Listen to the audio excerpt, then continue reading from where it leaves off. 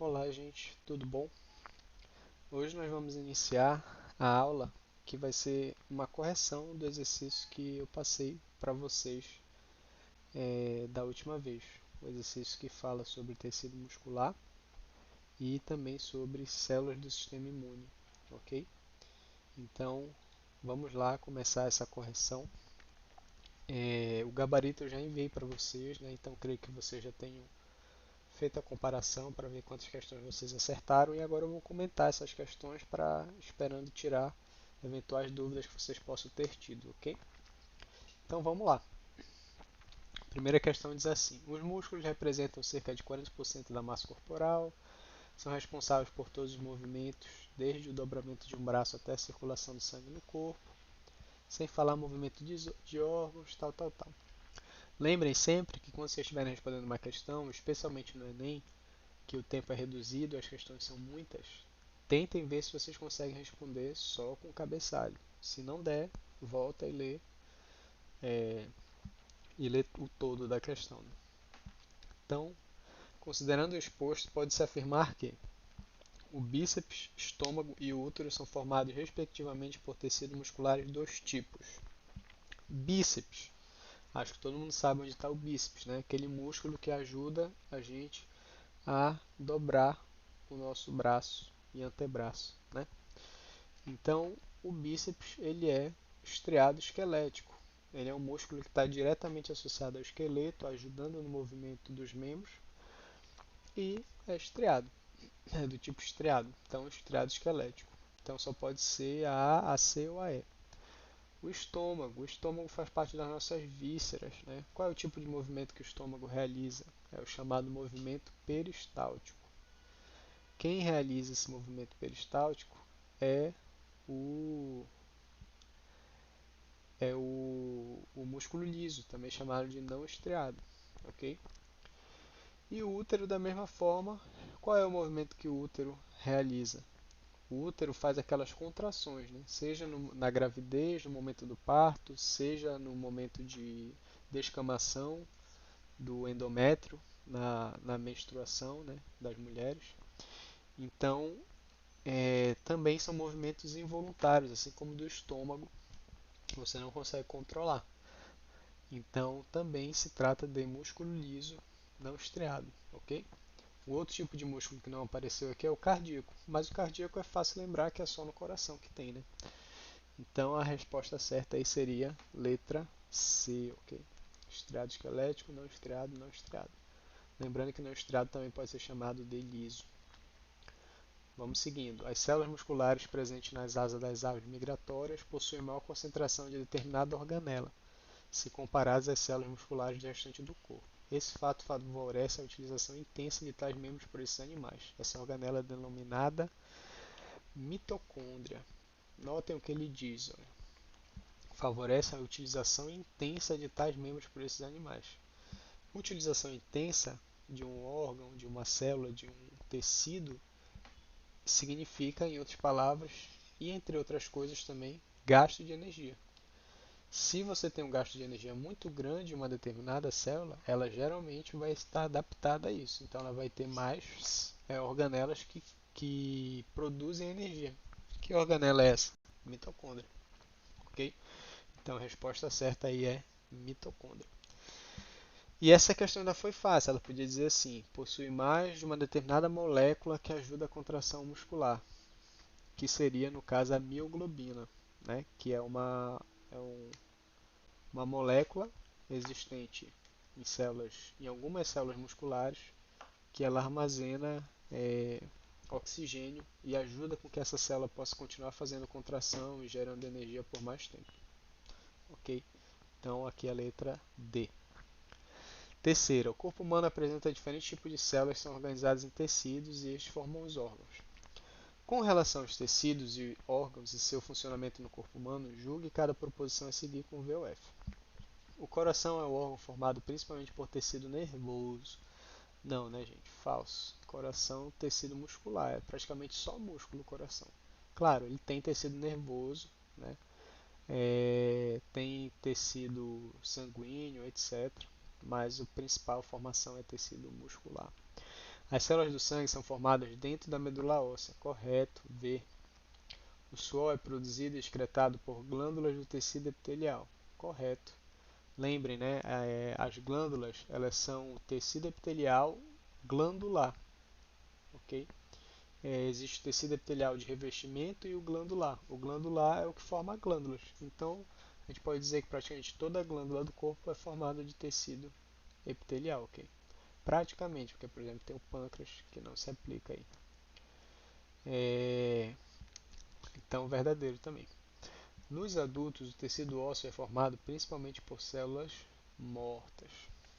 Olha só, cuidado com essa questão aqui. Você vê essa questão, aí você pensa, tecido muscular, é, ele tem tecido muscular, não, perdão, tecido ósseo.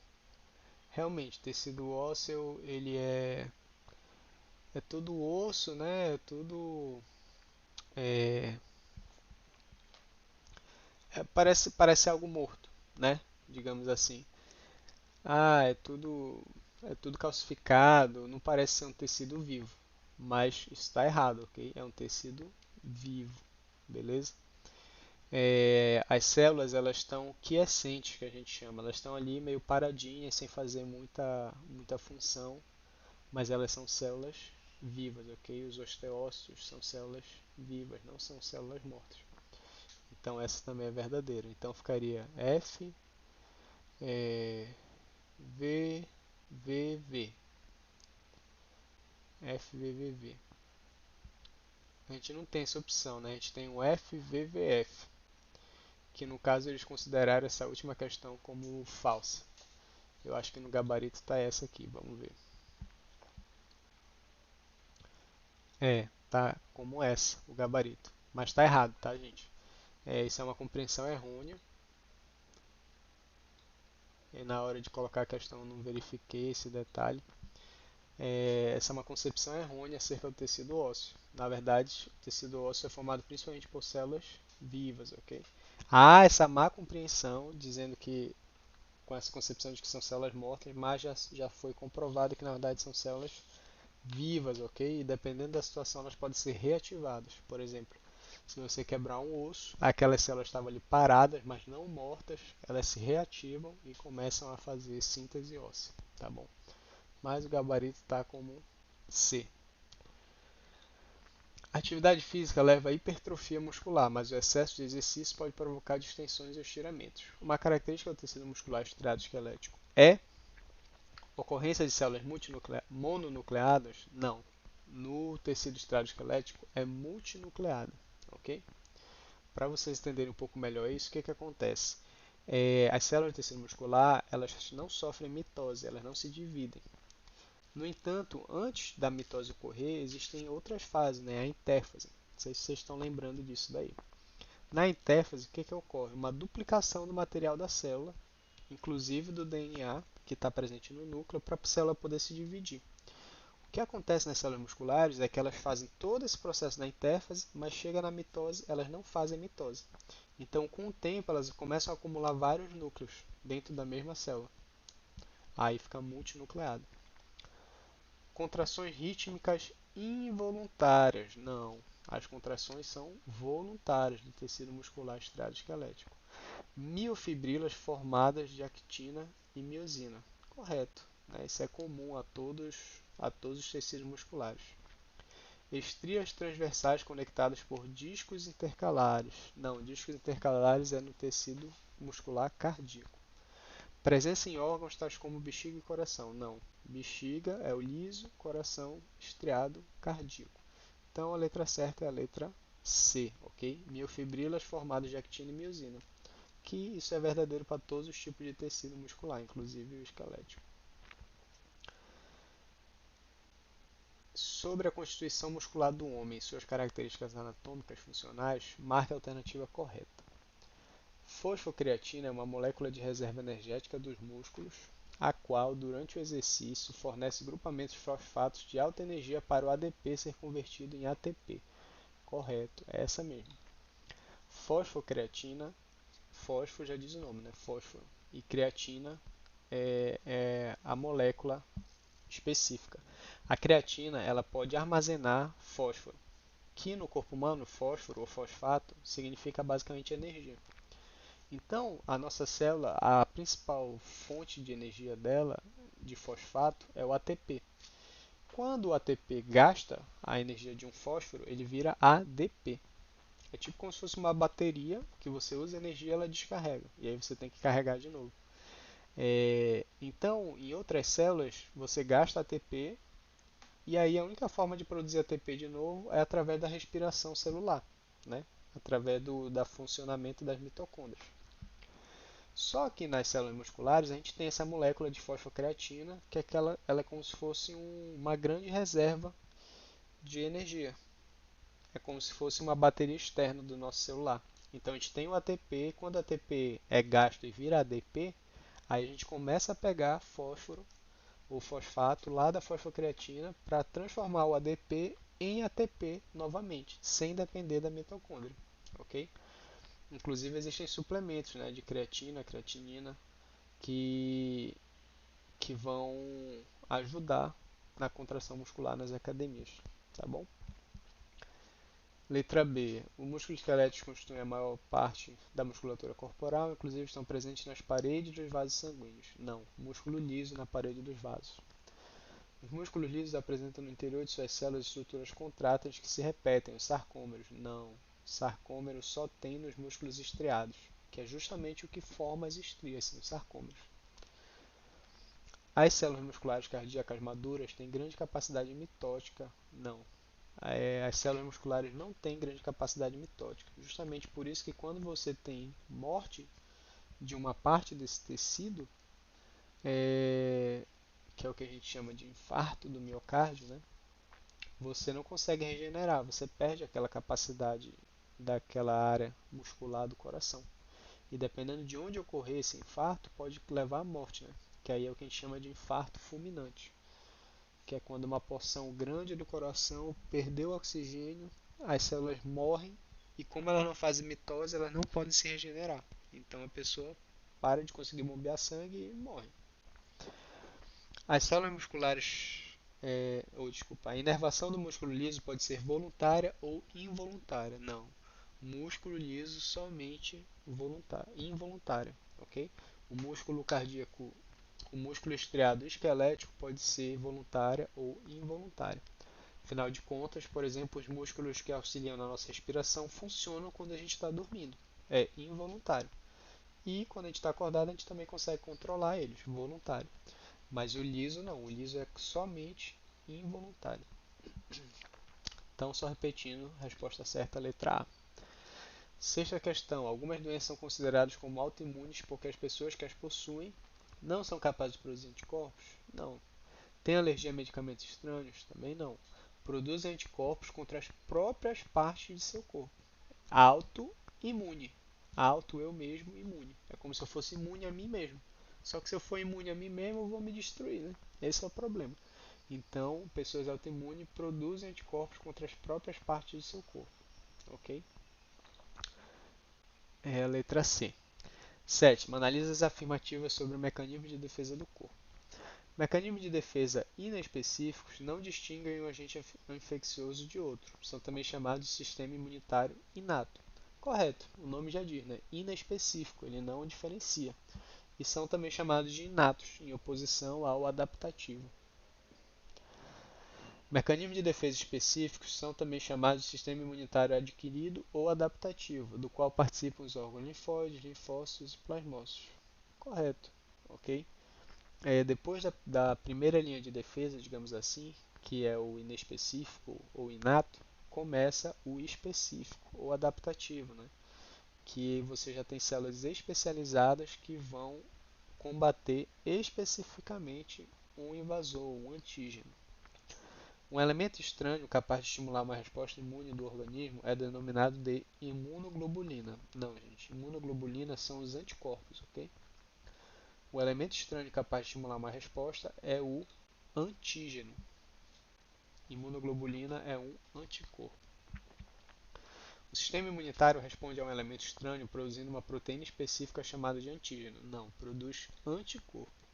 Antígeno é como a gente chama qualquer elemento estranho que gera uma resposta imune. Então, somente a 1 e a 2 estão corretas. Letra A. Ok? Oitava questão. As células que constituem o sistema imune atuam em conjunto, de acordo com os conhecimentos relacionados, pode-se afirmar. Linfócito B, por meio da sua ação fagocitária, opa, já para aí. Linfócito B não tem ação fagocitária, ok? Linfócito B produz anticorpo, então pode esquecer essa questão aqui. Citocinas inflamatórias produzidas por monócitos ativados promovem a inibição da produção de toxinas pelos agentes estranhos ao corpo. Não, também não, gente. As citocinas inflamatórias, elas produzem inflamação, o nome já diz, né? Então elas não interferem na produção de toxinas. A liberação de interleucinas pelos macrófagos estimula a multiplicação de linfócitos T auxiliares para o reconhecimento de agentes agressores e o recrutamento de linfócitos especializados em destruir células alteradas do corpo. Certo, está correta essa questão. Note que essa questão é difícil, né? Ela é bem mais específica, assim. Mas eu quis botar questões de diferentes níveis para vocês estarem preparados, né, para o que vier, ok? Então essa exige mais conhecimento específico mesmo, né? Mas é a letra C.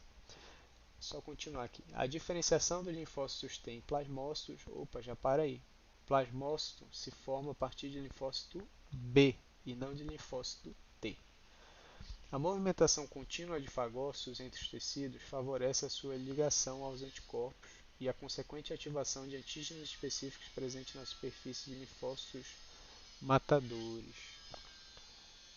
Favorece a sua ligação aos anticorpos.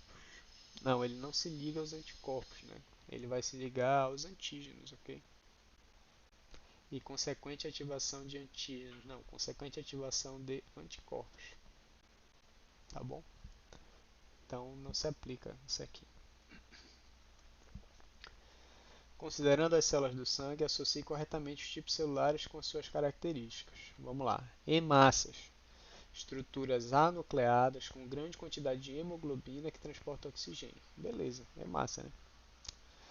Células com núcleo esférico que participam dos processos de defesa, produzindo e regulando a produção de anticorpos. Acabamos de falar, quem produz anticorpos? Linfócitos, mais especificamente linfócitos B. Granulócitos que desempenham um papel crucial na defesa do organismo, fagocitando e digerindo micro-organismos. Só podem ser aqui os neutrófilos. Fagócitos, ou células que fazem fagocitose, são principalmente os macrófagos, que ele já tem fago no nome, né? E os neutrófilos. Os neutrófilos são granulócitos, tem grânulos dentro deles, e os macrófagos são agranulócitos, não tem grânulos. Então, quando ele me fala granulócito com papel de fagocitose, são os neutrófilos. Estruturas anucleadas que participam dos processos de coagulação sanguínea. Coagulação sanguínea, plaqueta, né? Então a resposta é 1, 4, 2, 3. 1, 4, 2, 3, letra B. Ok? E décima questão, que é a última, né? A medula óssea é um órgão hematopoético, isto é, nele são produzidos os elementos figurados do sangue, hemácia, leucócitos, plaquetas. Isso que significa hematopoético, ok? Hemato, sangue, poético, da ideia de produção, desenvolvimento, amadurecimento. Na medula óssea estão presentes células-tronco pluripotentes, que depois de uma série de multiplicações darão origem aos elementos do sangue. Assinale V ou F. As hemácias, como são células anucleadas, hemácias são anucleadas? São, tá certo. Por isso que elas não vivem muito, em torno de 180 dias só, porque sem núcleo a célula não consegue manter suas atividades por muito tempo. Portanto, não se dividem, certo? A gente precisa do núcleo para poder coordenar a divisão. Precisam ser produzidas continuamente, sim, pois possuem uma vida útil de aproximadamente 120 dias. Corretíssimo. Varia de 60 a 180 dias, dependendo das características da hemácia. Correto. D. O linfócito B é um tipo de leucócito responsável pela fagocitose. Não, acabei de falar, né? Fagocitose é só neutrófilo e macrófago, tá bom? As células NK, mais ou menos, elas não atuam bem como fagocitose. Então, F. As plaquetas são fragmentos de uma célula chamada megacariócito, que também é produzida a partir dessas células-tronco que foram faladas lá na cabeçalho. Correto, ok? Plaquetas não são células, lembrem sempre disso, são fragmentos de célula. E que célula é essa da qual elas são fragmentos? O megacariócito, que assim como as demais células é produzida lá na medula óssea. Então, V. E, por último, o transplante de medula óssea é o tratamento indicado para alguns pacientes de leucemia, pois esta medula transplantada irá fornecer novas células-tronco para o paciente, as quais podem então dar origem a novas células viáveis. Correto. Quando você tem uma leucemia, muitas vezes você tem células sanguíneas alteradas, né, que estão sendo produzidas pela medula alterada. Quem produz elas são as células-tronco. Quando eu transplanto a medula, eu vou ter novas células-tronco e essas novas células-tronco vão produzir células boas. Claro, se eu peguei essa medula de uma pessoa boa, de uma pessoa saudável. Não faz sentido eu pegar uma pessoa com leucemia e transplantar a medula dela para outra pessoa com leucemia. Vai continuar com leucemia, né? Ok? Então a resposta certa é VFVV. VFVV é a letra E. Tá bom, gente? Então, por hoje era isso. Só corrigir essas 10 questões com vocês. Qualquer dúvida me avisem. E logo mais vai estar também a aula sobre células sanguíneas. Tá bom? Um abraço.